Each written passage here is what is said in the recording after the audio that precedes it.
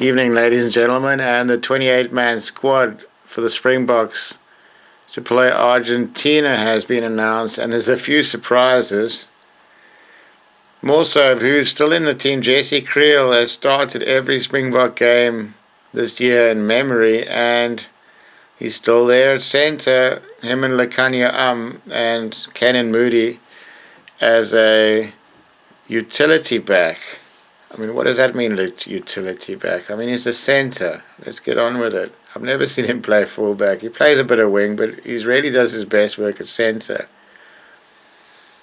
So, and also, Yerba's going as well. I mean, he had a mammoth test match against New Zealand, also struggling with a bit of injury. Just leave the guy at home.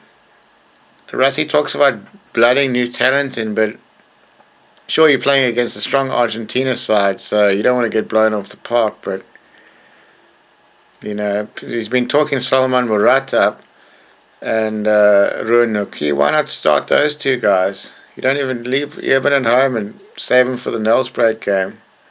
Sears there as well. Sear could have done with a break. You've got Ben Jason, Dixon, Eldrick Lowe, Kwacha Smith, Markov and Starden and Jasper B. So between those blokes, they can get it done. It's only one game. And the scrum half, you've got three scrum halves. Hendricks, I can understand him getting in there. He's just back in the mix. Kobus Ranach and Grant Williams. Three scrum halves. I mean, Williams can play wing.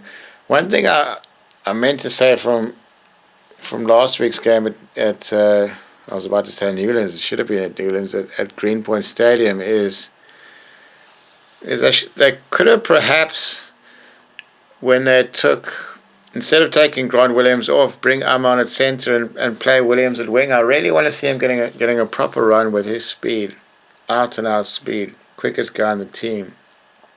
Good to see some new blood getting a run in the side. Marnie's back with Andre Pollard as the fly halves.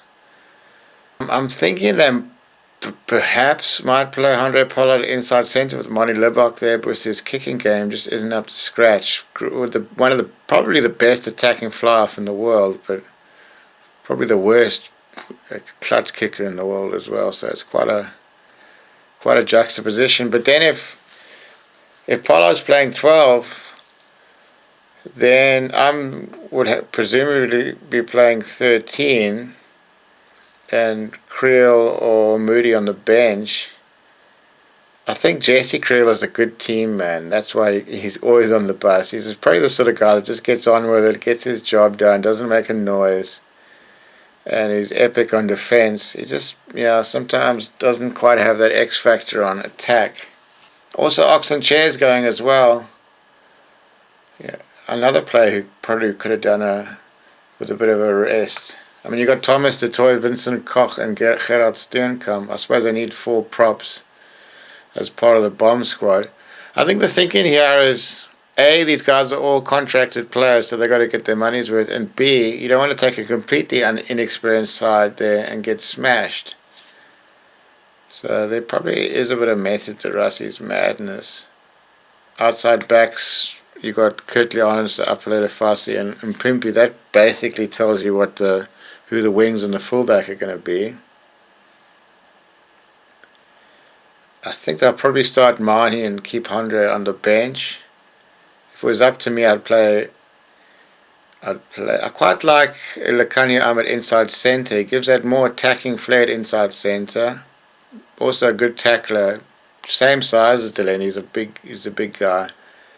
And then I want to see Kenan Moody at 13, and then keep Jesse on the bench, or just give him a rest. The guys put in a lot of hard yards for the team. And then at hooker, you got Johan Grobbelaar and Malcolm Marx. No real complaints there. Malcolm's could do with a bit of extra game time. But yeah, there's your touring squad for Argentina.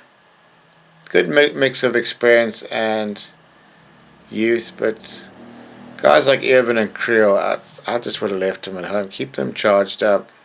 And if we really need a win in the home game against Argentina, they're going to be fresh as a daisy and ready to roll. I imagine they're pretty pooped after 2 games against the All Blacks. That was proper rugby.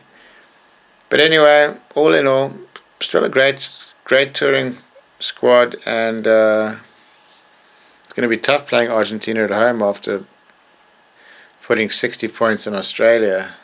Australia's really in the mire at the moment. So there you go, that's my quick take on the touring squad to Argentina.